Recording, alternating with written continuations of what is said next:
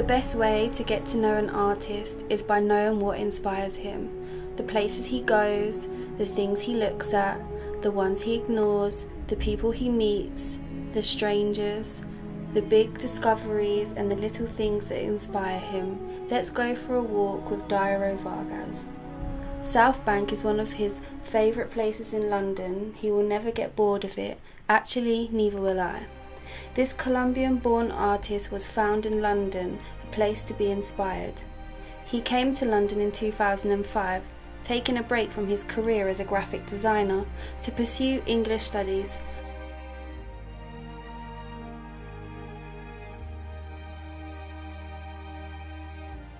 After working in different advertising agencies in Colombia, Dairo switched to a job as a bartender at Chelsea, then had various roles that kept him busy and brought the money to survive in London. However, his passion has always been painting. He started a new collection of work inspired by the city and the new experiences living in London. I came to London in 2005. That was a fascinating experience. It still is a good experience. I love it. I fall in love with the city since the first month that I was in here. Originally, I came to study English, but of course my passion is art, and I think London is the best place to be. At the beginning, it wasn't that easy. I was working in a restaurant, then I worked in a pub.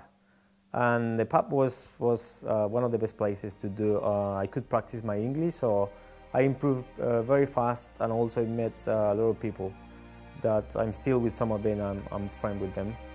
And then after that, I had the opportunity to start to study art and to follow my passion, and now that's what I'm doing. I just completely love it.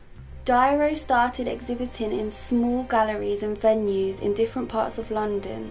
He then got involved in the art community, allowing him to meet more artists and display at new exhibitions.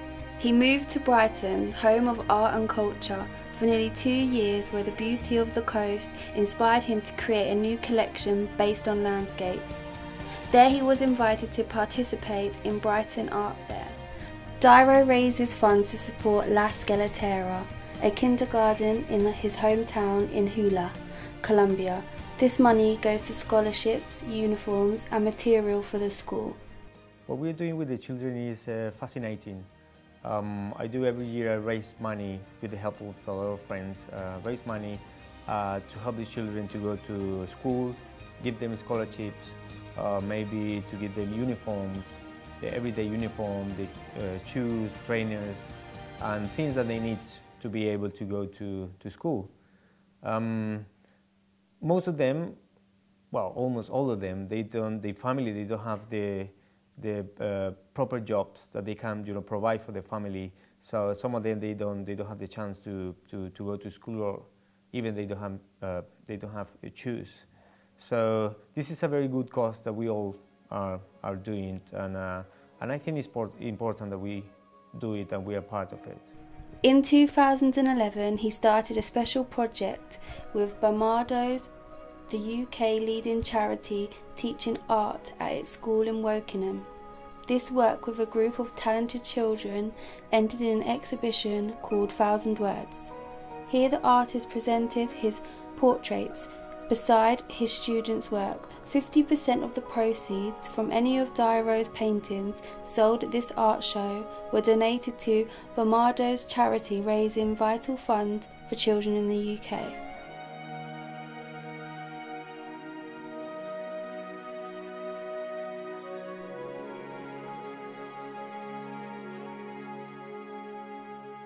London is a great place to live, but big cities become crowded places. Stress lurks everywhere and people are always in a rush, following a routine that ages them and lowers their quality of life. This is the reason his most recent work is about bodies and the need for freedom. I'm inspired by human figure. I'm quite obsessed, in fact. I try to portray emotions, feelings, and almost I want to get beneath the skin to try to encapsulate emotions, encrypt it within our bodies over time. There is so much beauty and diversity in every place you go. I try to find the uniqueness and identity that lives in every corner. My wish is to confront the vulnerability of the human condition and to consider the ultimate values of love, life, death, and all else that we go through as sentient beings. This series of paintings is a challenge to the belief we hold about the material form. They present us with questions like, it is possible to release it from the human form, from pain and suffering? Is such a liberation from worldly desires possibly, and can we contemplate a body that doesn't carry any boundaries? I get inspired by the people experiences, by the stories and what happened to them. It's like the trace or sort of the path of their lives.